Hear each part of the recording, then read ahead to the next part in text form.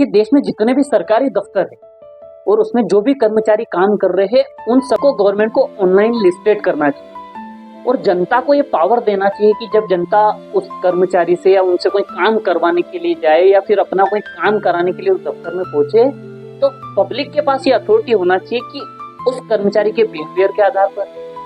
उसके सर्विस के आधार पर और उसके काम करने के आधार पर या उसके घूस मांगने के आधार पर उसको एक रेटिंग दी जा सकती है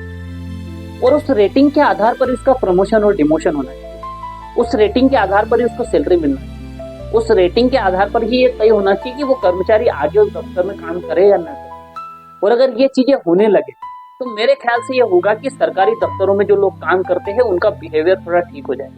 उनकी सर्विस थोड़ी ठीक हो जाए। वो जनता को